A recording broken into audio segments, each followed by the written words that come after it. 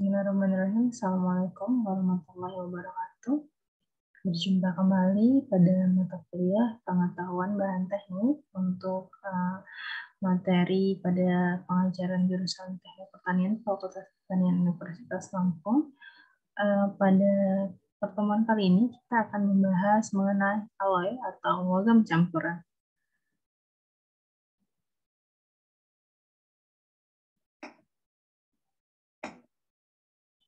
Ketika di awal pada bab pertama ya, kita mempelajari sifat-sifat logam secara keseluruhan, namun di sana logam yang dipelajari adalah logam secara umum, baik logam murni maupun logam campuran. Nah, pada pertemuan minggu ini, lewat video ini, akan dipelajari khusus untuk alloy ya, atau khusus untuk yang campuran.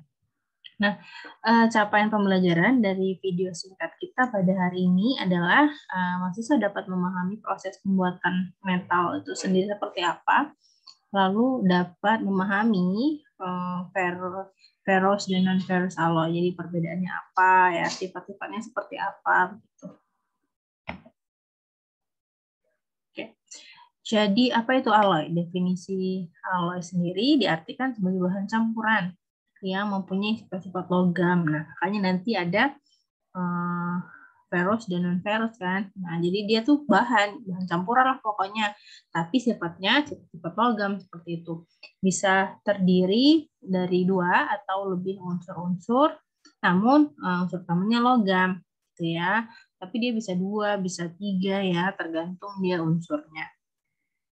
Contoh yang paling sering kita temui di kehidupan sehari-hari, terutama untuk bahan bangunan ya, adalah baja paduan.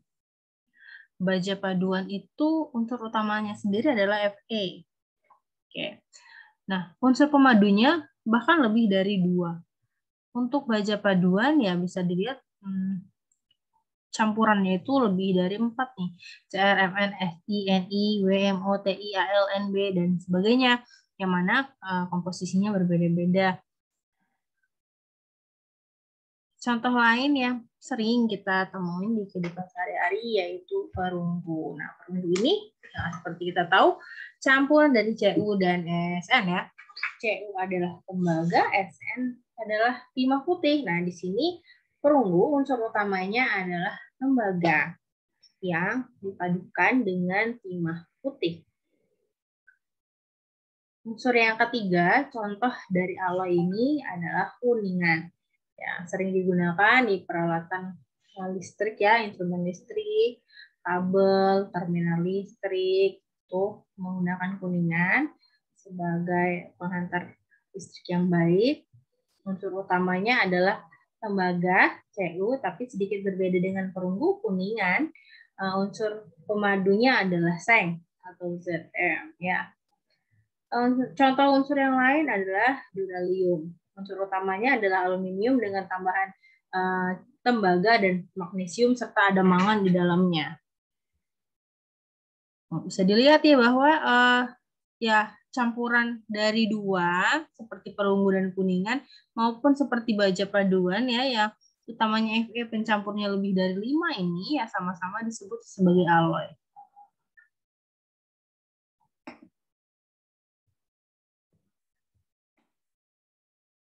Oke. Jenis larutan yang pertama adalah larutan padat. Nah, kalau kita di mekanisme penguatan logam ya ingat kembali bahwa ada mekanisme penguatan nih, misalnya penambahan butir dengan ukuran yang lebih kecil atau lebih besar ya. Nah, pada bab ini kita akan bahas lebih detail lagi. Larutan padat substitusional, atom salut menggantikan atom solvent dalam struktur kisi. Bisa dilihat pada gambar sebelah kiri ya. Atom yang berwarna hitam itu ya menempati ruang kosong dari atom-atom putih yang lebih besar ya. Untuk melakukan jenis larutan padat ini syaratnya adalah yang pertama struktur kristalnya harus sama. Nah, kalaupun diameter atom berbeda, maksimum diameternya adalah 15% perbedaannya lebih kecil ataupun lebih besar. Nah, kalau kita di atom impurity tergantung nih, atom impurity-nya kita mau tambahkan atom yang lebih besar atau atom yang lebih kecil, keduanya bisa dilakukan tergantung mekanisme penguatan apa yang ingin kita lakukan. Nah, kalau untuk afinitas kimianya pada jenis larutan padat, afinitas kimianya harus kecil sehingga dia tidak terjadi senyawa dari campuran-campuran tadi.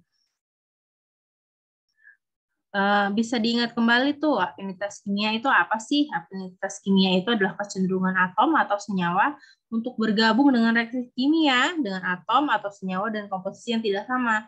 Ini yang kita hindari supaya tidak terjadi reaksi dari kedua unsur itu tadi.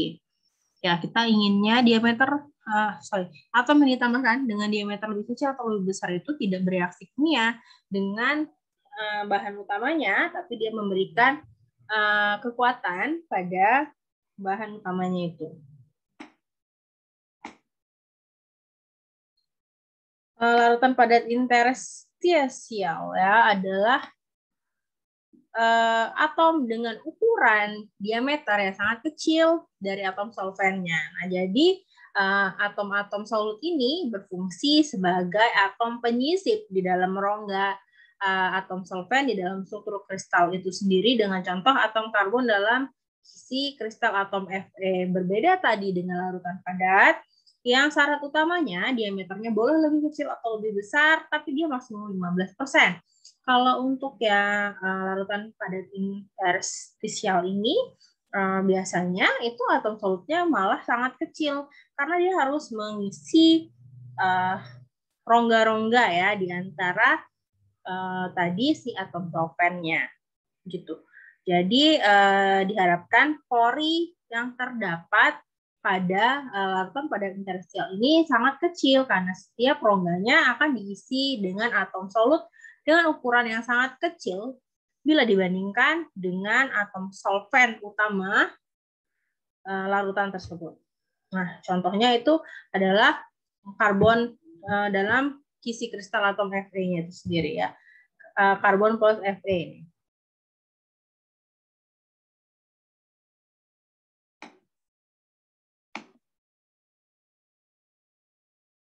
Nah, tadi alloy nih, apa aja nih? Yang pertama, kita kasih contoh tembaga murni. Ya, ini jenis-jenis alloy, tembaga, dan paduannya. Warnanya cenderung merah karena ya tembaga murni berwarna merah. Ya, ciri khas dari si tembaga murni ini dia berwarna merah. Berat jenisnya adalah 8,65, di mana baja sekitar 7,8. Dengan titik lebur di bawah baja, titik lebur untuk tembaga murni adalah 1083 derajat Celcius. Nah, sementara kalau baja itu sekitar 1535 derajat Celcius ya. Daya hantar listrik dan panas yang sangat baik dengan keuletan tinggi serta tahan terhadap korosi. Maka dari itu tembaga ini banyak jadi paduan utama nih dalam benda-benda kelistrikan. Karena tadi daya hantar listrik dan daya hantar panasnya baik, tapi dia keuletannya tinggi juga gitu. Dan yang utama adalah tahan terhadap korosi, lunak dan mudah dibentuk. Nah, jadi kabel-kabel yang kita temui itu kan ya karena dia punya keuletan yang tinggi ya, sehingga bisa dijadikan material untuk membuat kabel. Selain dari sifat utamanya yang bisa menghantarkan listrik dan panas dengan baik.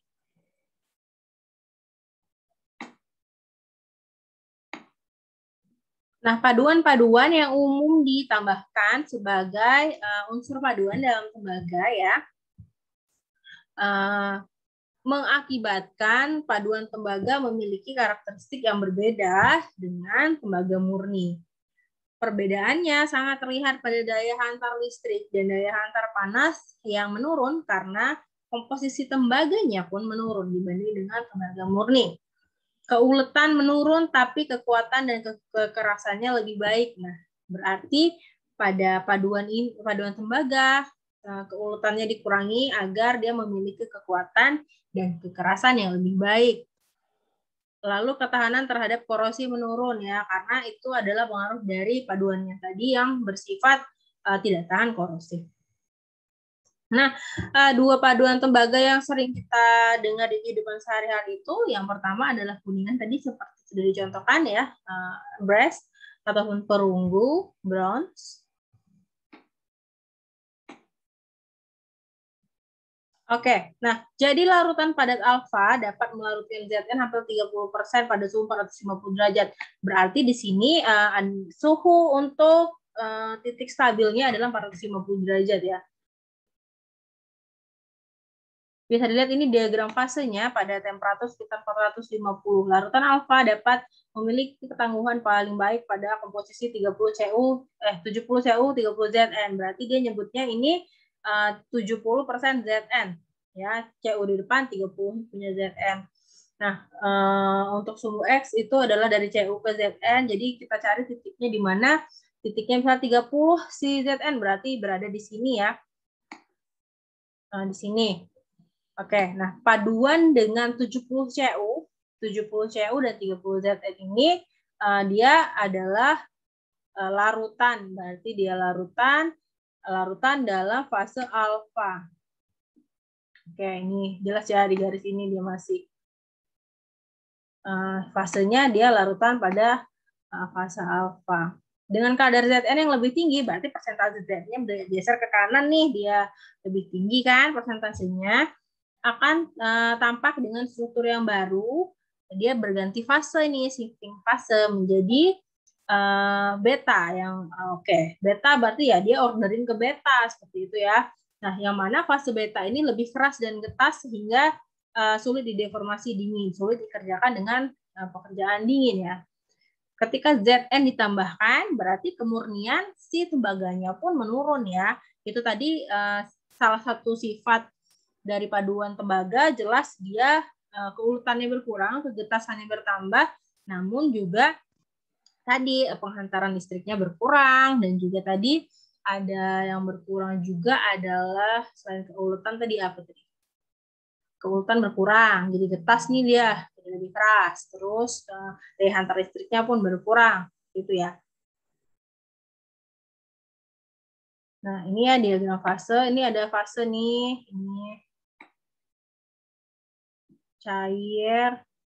Ini fase alfa plus betanya di sini pada suhu 450 nih di sini.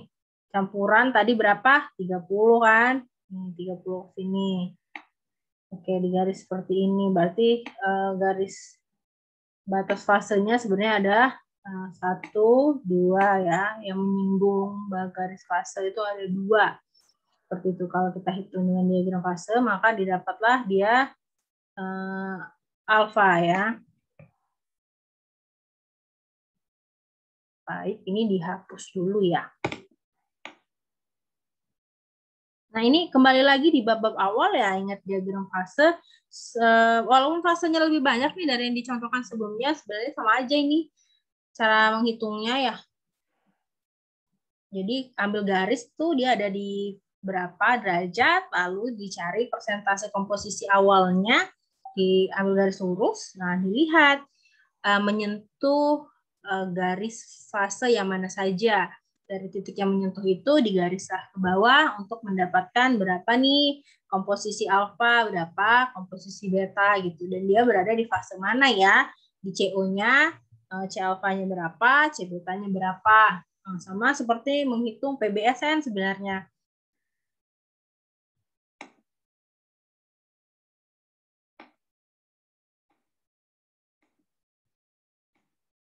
Oke, dimatiin dulu. Oke, lanjut. Nah, itu tadi kuningan ya, brass. Nah, seperti ini diagram fasenya, dan dia berada di fase alpha terus shifting ke beta yang lebih getas. Kuningan mengandung tembaga yang dipadu dengan Zn antara 5-40. Nah, ketika dia sudah lebih dari 40, dia lebih getas sih, tapi kita tidak menyebutnya sebagai kuningan lagi.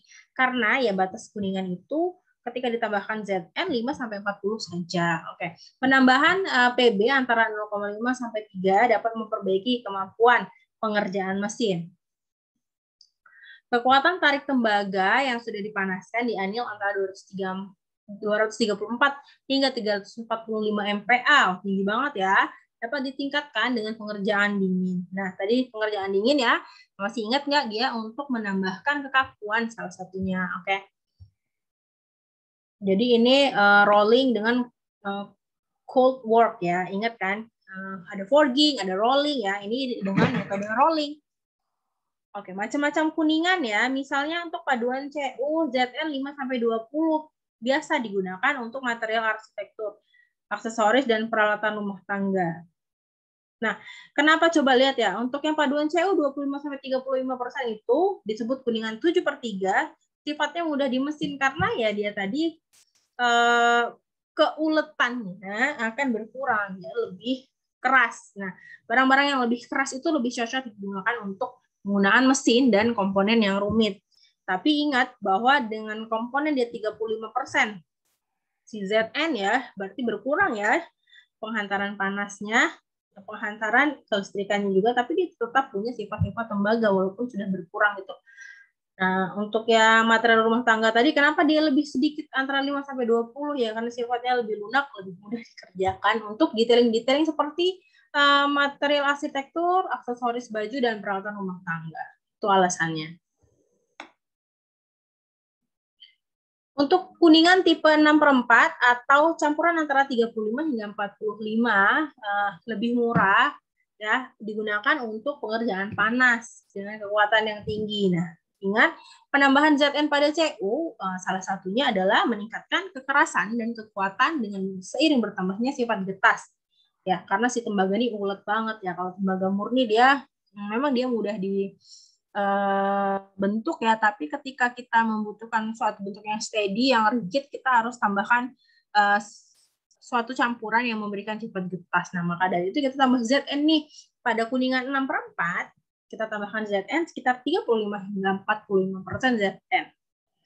Digunakan untuk pengerjaan plat biasanya.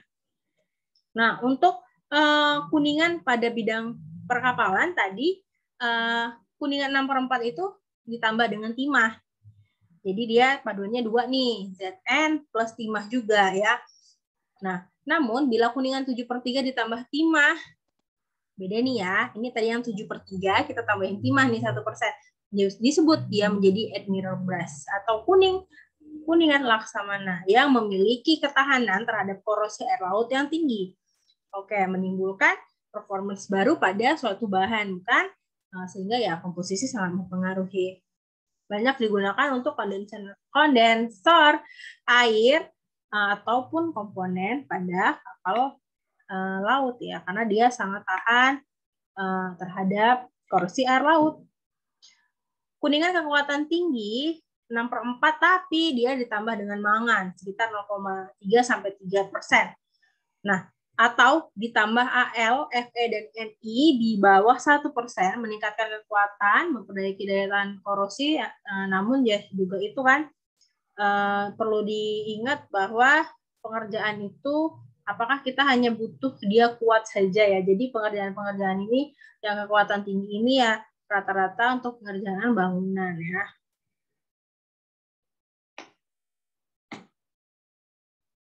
Sedangkan untuk tadi yang kedua, yang pertama kuningan, yang kedua adalah bronze atau perunggu. Perunggu dinamakan awalnya dia cuma paduan tembaga dengan timah putih. Nah, sekarang bronze itu adalah suatu nama untuk mendefinisikan pada semua paduan tembaga dengan unsur yang lain. Oke, dia berarti shifting ya istilahnya. Nah, jadi bronze yang zaman dulu tuh tanda kutip lebih berharga karena dia adalah paduan dari tembaga dengan timah putih saja. Untuk saat ini semua tembaga yang dipadukan dengan paduan lain itu nyebutnya tetap dengan bronze ya. Contoh paduan tembaga dengan timah putih tambah SN, dengan aluminium dia juga bronze nyebutnya, ditambah silikon dia juga nyebutnya bronze, ditambah beryllium dia juga masih bronze nyebutnya. Oke, nah untuk bronze ini sifat utamanya dia biasanya mengandung sedikit fosfat, ada timah hitam, seng ataupun nikel. Nah, bronze ini biasanya dianggap lebih tinggi kelasnya daripada tadi kuningan, brass ya, sehingga ada beberapa kuningan yang lebih baik diberi nama bronze seperti itu. Padahal dia tadi kita bisa lihat paduannya berbeda, walaupun ya sama dia tembaga juga ya, tapi tadi campurannya berbeda dengan kuningan. Kuningan dia dengan Zn, pasti dengan Zn berapa persen ya, kecuali tadi kuningan 6/4 yang ditambahkan material penguat sehingga dia tahan korosi, tahan aus yang digunakan untuk perkapalan. Penggunaan perunggu ini di kehidupan sehari-hari ya banyak banget. Misalnya untuk konstruksi suatu patung ya karena dia lebih mudah dikerjakan, tapi dia juga kokoh ya untuk yang paduan. Untuk alat musik ya komponennya ya alat musik itu sendiri, untuk medali yang kita tahu ya, terus aplikasi-aplikasi di bidang industri. Contohnya tadi udah dikasih contoh misalnya di perkapalan ya. Nah, ini di industri lain misalnya komponen mesin yang berukuran kecil, misalnya per, baut, ya itu dari tembaga dan paduan tembaga. Oke. Bisa juga seperti pipa dan cover dari mesin. Oke. Yang kelima untuk arsitektur dan desain interior, ini biasanya menggunakan bronze untuk rangka jendela ya. Nah, dia berarti lebih mahal kan memang bronze ini dari si kuningan ya. Dia udah dibahas garis bingkai jendela, pagar, tangga, kotak surat, pokoknya sesuatu yang memiliki nilai estetika yang lebih tinggi dibanding kuningan tadi ya, karena dari segi warna dia juga berbeda.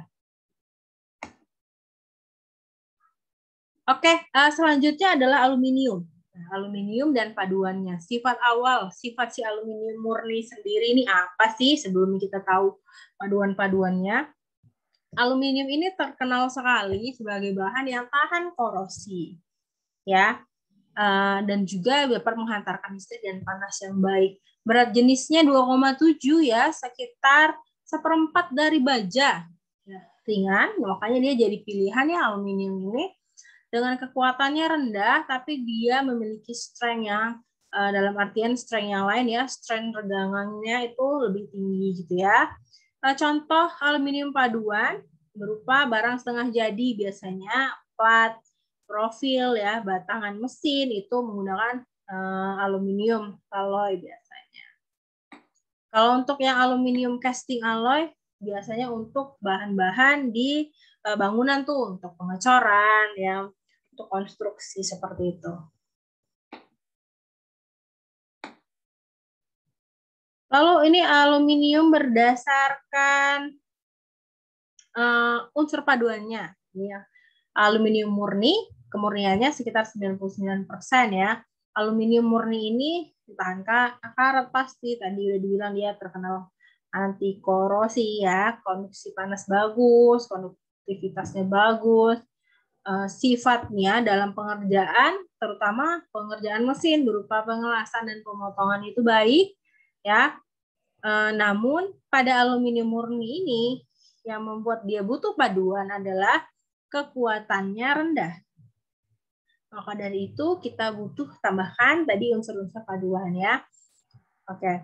Nah, yang kedua misalnya paduan AL dengan CU. Nah, paduan AL-CU ini biasanya tuh untuk penggunaan pekerjaan panas ya. Biasanya penguatannya, mekanisme penguatannya itu melalui pengerasan endapan. Ya, seperti kita udah belajar di bab awal nih, mekanisme penguatan logam ya. Oke. Ataupun dengan penyepuhan. Sifat mekanik paduan ini sebenarnya memiliki kemiripan nih dengan baja lunak, sehingga sering disebut baja ringan gitu kan. Nah sayangnya daya tahan korosinya rendah. Ya, ketika AL bertemu dengan CU tadi, paduannya itu sifat anti korosifnya menjadi menurun gitu. Dan juga sifat mampu lasnya kurang baik ya, karena itu biasanya digunakan pada konstruksi keling dan banyak sekali digunakan untuk konstruksi pesawat seperti duralumin dan super duralumin ya.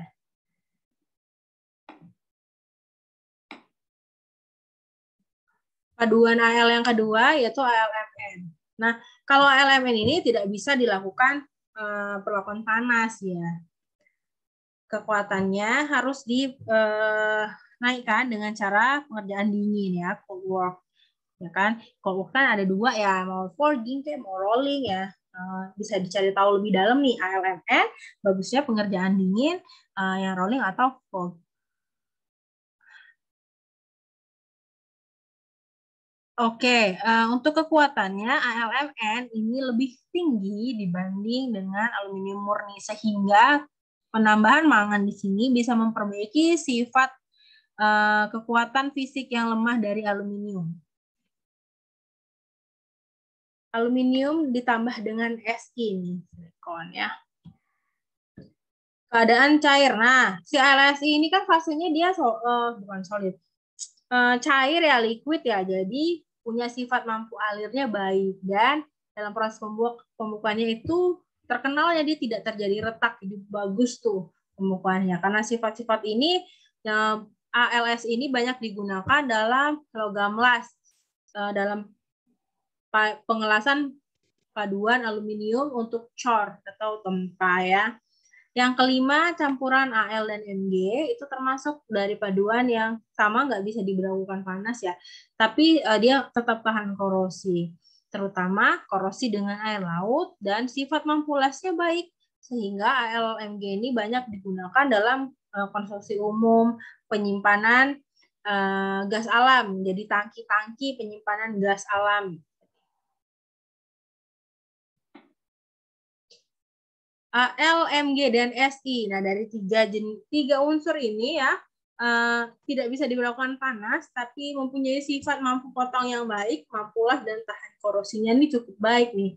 Sifat yang kurang baik dari Al, Mg, dan Si ini, dia akan terjadi pelunakan pada daerah-daerah las. Oke, berarti daya tahan terhadap temperaturnya tidak sebaik tadi campuran yang lain ya. Lalu campuran yang terakhir adalah Al dan Zn. Termasuk yang bisa diberlakukan panas ya. Penambahan paduan pokok AlZ ini biasanya butuh tambahan paduan lain, yaitu Mg, Cu, dan Cr untuk mencapai kekuatan tarik yang diinginkan, yaitu sekitar lebih dari 50 kg per milimeter pangkat 2. Nah, jadi si AlZn dengan kuat tarik 50 kg per milimeter kubik, kuadrat ini dinamakan juga dengan ultraduralumin. Jadi ultraduralumin itu ya aluminium ya, paduan aluminium.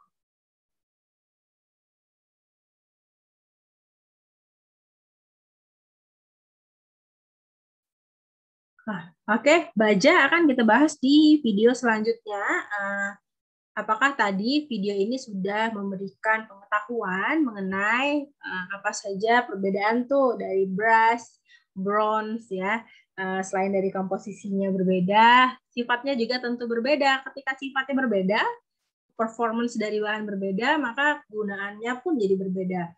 Begitu pula dengan Al yang punya 7 campuran tadi, ada yang campurannya hanya dengan 2 unsur, ada yang hingga sampai 5 unsur, dan tidak semua Al ternyata bisa dikerjakan dengan pekerjaan panas. Ketika dia ditambahkan dengan paduan yang berbeda, maka dia lebih baik ada satu dan lain hal yang membuat dia menjadi lebih baik dikerjakan dengan pengerjaan dingin. Nah, hal itu membuktikan teori material sains bahwa komposisi dan perlakuan mekanisme penguatan akan memberikan hasil yang berbeda pada nanti performance bahan itu sendiri. Nah, sampai sini dulu. Video selanjutnya kita akan bahas tentang baja dan paduannya. Sekian. Assalamualaikum warahmatullahi wabarakatuh. Silakan ajukan pertanyaan apabila ada pertanyaan mengenai dua bahan yang sudah kita bahas tadi.